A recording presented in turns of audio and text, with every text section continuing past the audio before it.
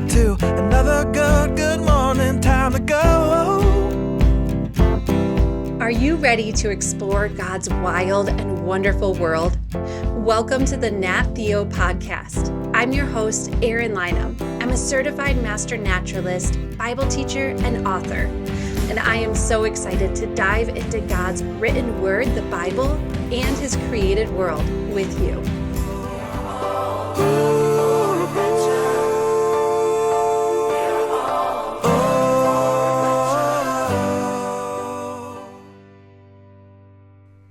On our last episode, we began learning all about bats. We learned how bats are different from birds and that bats are mammals. We discovered why bats hang upside down, and we learned that despite what many people think, bats are not blind. In fact, they can see quite well. We also discovered how some bats can find insects to eat at night by using an incredible design called echolocation. As I was researching for an episode on bats, I quickly saw that I could not fit everything into one episode. So today is part 2 of our bat study. If you have not yet listened to episode 39, our first episode on bats, I want to encourage you to go over and listen to that lesson first and then come back here to episode 40. But first, both of these bat lessons are made possible for you by CTC Math.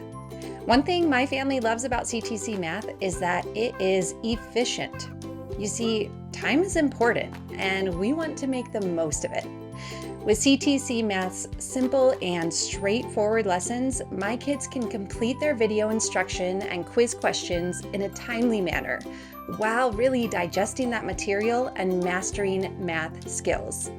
Try CTC Math for free for 1 week at ctcmath.com. All right, listeners, here is our trail map for today. We are going to learn what are microbats and macrobats. How are bat babies born? What can bats teach us about friendship? How are bats great gardeners? Why are bats disappearing? And finally, how can we help protect the bats that God has made? Speaking of the amazing creatures God has made, I want to share with you some exciting news for this fall. In October, we will be moving to weekly episodes for Nat Theo, and we are celebrating by deep diving into the ocean. You know, sometimes listeners ask me how I research and learn about all these amazing creatures. As much as I can, I love to go out and find them. But for some, like ocean creatures, I spend a lot of time reading great books and resources. One resource my family has loved using is Apologia Curriculum. Along with award-winning science, Apologia also offers curriculum for math and Bible, and has live classes that teach history, government, Spanish, language arts, and more, all from a biblical worldview. We are so excited to dive into their newest edition of Zoology, learning all about God's swimming creatures created on day 5. Check out Apologia's beautiful textbooks with audiobook options and hands-on activities, and their engaging student journals and online classes. Find all of Apologia's amazing science classes and curriculum at apologia.com. All right, listeners, here is our trivia question. How many insects can a bat eat in a single night? Take a guess and we will find out at the end of today's lesson. On our first lesson about bats, we learned that bats are very diverse, meaning that they have lots of different species, in fact, over 1,300, and those species can be very different from one another. But one thing we didn't yet look at is that there are 2 main groups of bats. There are microbats and macrobats. Micro means small, and macro means large. So as you might have guessed, in most cases, microbats are smaller than macrobats. Let's look at a few other differences between microbats and macrobats. Microbats live almost everywhere in the world. They have very small eyes and they have short snouts or noses, kind of like what you might see on a pig. And when microbats hang upside down, they fold in their wings beside them. Macrobats you might not be as familiar with. They live in tropical and subtropical areas where it's very hot and humid in Asia, Africa, and Australia. Macrobats have large eyes and they have longer snouts or noses like you might see on most dogs. And when macrobats hang upside down, they wrap their big wings around them, kind of like a sleeping bag. Another big difference is where microbats and macrobats hang out. The place where bats hang out is called a roost. In the roost, a bat might sleep, hibernate, groom itself, or keep itself clean. Bats really like to be clean. And in the roost, they also have babies. Microbats normally roost in hollow trees, caves, or in the attics of buildings, while macrobats roost by hanging upside down from branches in very tall trees. And if you were walking through a tropical forest and spotted a macrobat hanging from a tall tree, there's probably more than one of them. This is because most bats are not found hanging out alone. Most bats live in groups. A group of bats is called a bat colony. Now, a bat colony might have 30 or 40 bats, or even a few hundred. That might seem like a lot of bats, but that would actually be a pretty small bat colony. Some bat colonies can have millions of bats. The largest known bat colony is in Bracken Cave in Texas. That bat colony has around 20 million Mexican free-tailed bats. Sometimes a bat colony forms for a very special reason: to have babies. Sometimes pregnant mama bats will gather together in a temporary colony, meaning that they're going to stick together for a little while to have their babies together. They find a safe, warm place to roost while they wait for their babies to be born. These are called maternity roosts. Why do you think bats might do this? Well, have you ever heard the saying that there is safety in numbers? This can be true for bats. They can stick together and help protect each other and all of their babies. A bat baby is called a pup, and most bats only have one pup. When a mama bat is ready to give birth, she has her baby while, get this, hanging upside down. This means that she has to catch her baby when it's born. So she kind of cups her wings beneath her, sort of like a hammock, to safely catch her pup. If you're using the Nat Theo Club lesson guide, you can watch a video of a mama bat giving birth to her baby and catching it. And if you would like to access this lessons guide and all of our past lesson guides and our weekly nature devotionals, you can join the Nat Theo Club at the link in today's show notes. Okay, one more thing about bat babies, because you might be wondering, can bat babies fly? Many bat babies begin learning to fly when they are about 3 to 5 weeks old. And the mama bat can teach them to fly in the manner of a few nights. But before a bat baby learns to fly, it's not exactly stuck in its roost. It takes early flights by riding on its mama. You know, when I think about bat colonies, I think about the important lessons that bats can teach us about friendship. Just like bats find safety in numbers and help each other, it's important for us to have close friends that we can help and that can help us. Remember that bats don't often live alone, but with other bats, and they work together. It's also good for us to do life with other people and work together. Ecclesiastes 4:9 says, "Two people are better than one because they get more done by working together." Now, bats don't only protect each other, but some help groom each other, and some vampire bats even share food if others didn't find enough food while hunting. This reminds me of Philippians 2:4, which says, "Do not be interested only in your own life, but be interested in the lives of others." Remember that some bat colonies are very large, with millions of bats, but other bat colonies can be much smaller. What I have learned in life is that it's better to have a few close friends than a whole lot of friends that I'm not very close with.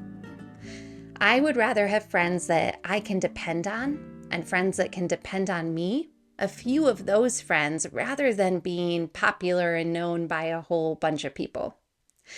Now, it's not bad to have a lot of friends, but we should work hard to have a few very good friends who love Jesus and follow him and will help us to do the same.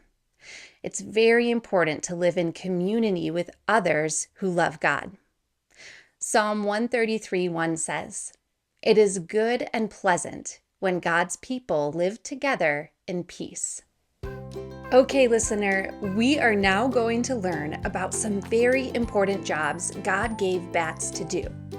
But first, what important jobs do you think God might have for you to do? All of us can do the important work of telling others about God and all the wild and wonderful things He has created.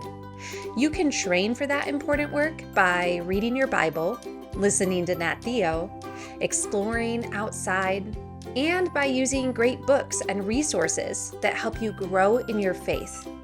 A great place to find those resources is christianbook.com.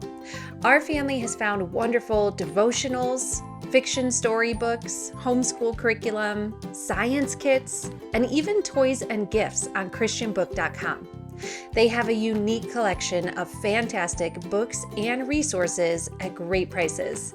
So keep training in the important work of sharing God's wild and wonderful world, and find resources to help you do just that at christianbook.com. So a mama bat has very important work to do. She's very good at taking care of her baby.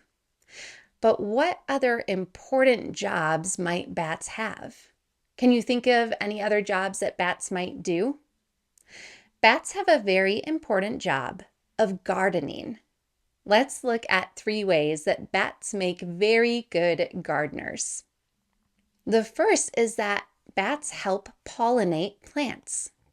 Put simply, pollination is an incredible system that God set up in nature to grow new plants like trees and bushes and flowers. Pollination happens when a creature like a bee or other insect, bird, or in this case a bat, drink tasty, sugary nectar inside a flower. As they do this, they get covered in a powdery material from the plant called pollen. When the creature goes to another flower for another drink, the pollen from the first flower rubs off onto this flower. And this is what makes it possible for the plant to produce a seed and a new plant. I think this is one of the most incredible systems that God set up in nature. You see, when God made plants, He designed them to fill the earth with beauty and wonderful smells and delicious flavors. Without pollination, we wouldn't have the food that we need to eat and stay healthy. And get this, listener, when God designed pollination, He was thinking about you. He was creating a way to provide for you and make sure that you have what you need. That's how much our Creator God loves you. In Genesis 1:11-12, we read, "Then God said, 'Let the earth produce plants, some of them to make grain for seeds and others to make fruits with seeds in them. Every seed will produce more of its own kind of plant.' And it happened.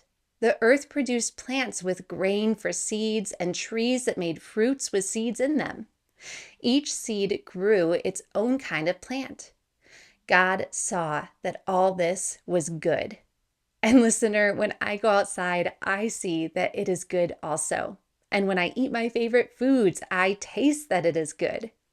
God created pollination to give us the food that we need. And God designed bats to be an important part of this process, as many bats eat nectar from flowers and help grow new plants.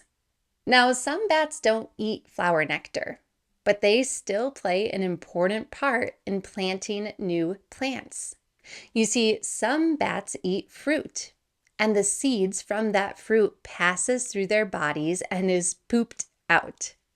The seeds in their poop can then plant new plants in other areas. So whether bats are eating nectar and pollinating new plants, or eating fruit and through their poop more seeds are spread, bats make wonderful gardeners.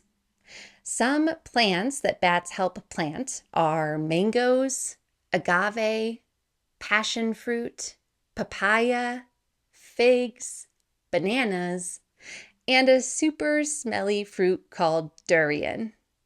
Now, the third way that bats make good gardeners is that they get rid of garden pests. Because you see, good gardeners, they don't only plant new plants, but they protect those plants that they grow. Some bats like eating moths, and they can eat so many moths that they protect farmers' crops or the foods that farmers are growing from being destroyed by moths. This is a very natural and healthy way to protect plants and crops and the food that we eat. Instead of spraying unnatural and harmful chemicals on plants, bats can do the job for us by eating the pests that might destroy them. Some foods that bats help protect are almonds, walnuts, rice, pears, cucumbers, and this is a very important one and one of my favorites, chocolate. Bats help protect cacao trees that let us make chocolate. You see, God created bats to be great gardeners by pollinating plants, spreading seeds, and protecting plants from pests. So we have learned that bats are very important, which is why it's also important to talk about why bats are disappearing. Many bat species are endangered or vulnerable.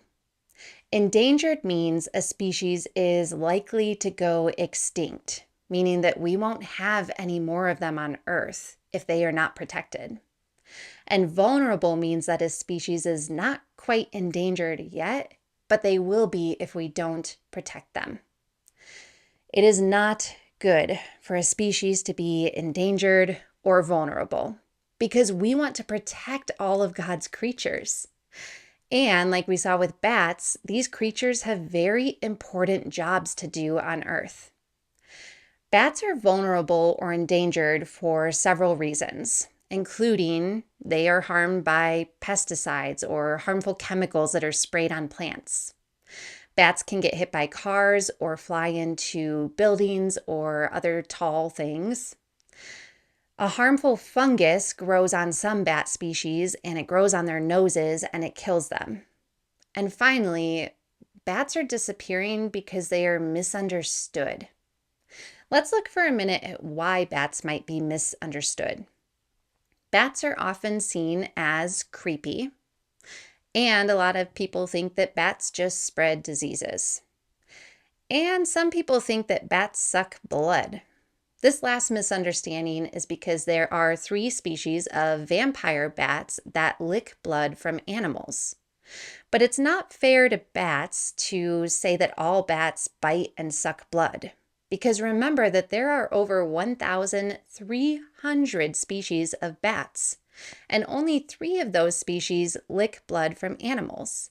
This is why it's so important, listener, to not believe everything that we hear, but instead to get to the facts and to search out truth.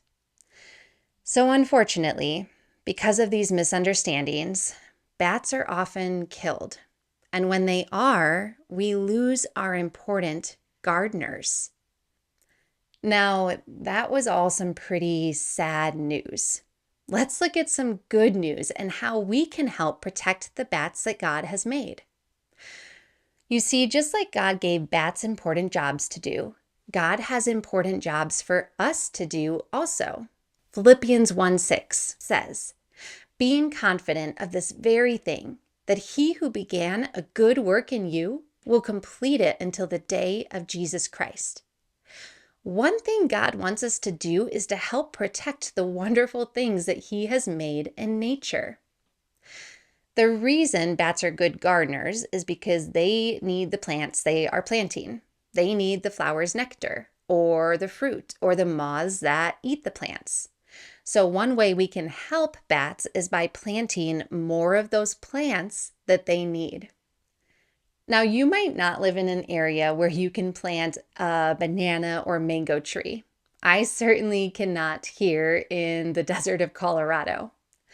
But you can plant specific flowers to support microbats.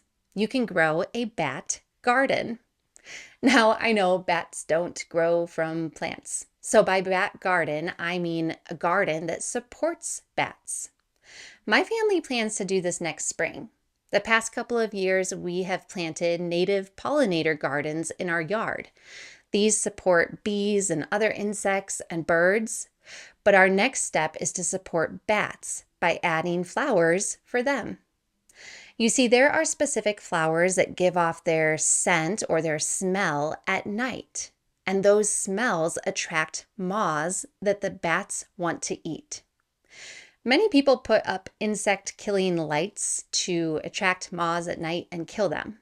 But why not instead create a habitat or an area in your yard that helps bats and turns those moths into delicious and needed food for them?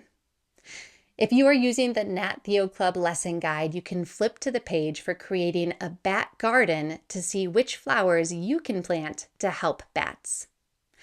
You can also put up a bat box, which is kind of like a birdhouse, but really thin, and this provides a great roosting place for bats. One of the great benefits of planting a bat garden and putting up a bat box is that bats also eat mosquitoes. So as you create a good habitat or place for them to live in your yard, you'll probably have less mosquitoes trying to bite you in the evening. Another way you can protect bats is by telling other people how amazing they are. Remember that bats are disappearing because they are misunderstood. One powerful way that we can help protect the creatures that God has made is by spreading truth about them and telling others how amazing they are. So maybe share with a friend about how God designed bats as important gardeners and to take care of the food that we need. Listener, you can do the important work of protecting the bats that God made by planting a bat garden, putting up a bat box, and by telling others how amazing bats are. Maybe start today by sharing our bat lessons with a friend. Do you remember our trivia question? How many insects can a bat eat in one night? Now, we already know that bats are important for eating insects that might destroy plants. But how many insects can they actually eat? Some bats can eat around 3,000 insects every night. And a mama bat who has a baby and needs to make milk to feed that baby, she can eat even more insects, up to around 4,000 a night. This is a great fact to share with a friend when you're telling them how important it is to protect bats. All right, listener, now it's your turn to take action. Learn about what plants help bats and begin planting a bat garden. If it's not the right time of year for planting, then just start planning. Write down what sort of flowers you want to grow and learn about how to take care of those flowers. In a notebook or a nature journal, start mapping out your garden and where you want to plant the different flowers and where you might want to hang your bat box. Thanks so much for listening to our 2 episodes on bats. I'm so grateful for each of you listeners. If you have a moment, will you please share this episode with a friend? and rate, subscribe, and review Nat Theo wherever you listen. Keep on exploring God's wild and wonderful world, and we'll see you next time on Nat Theo.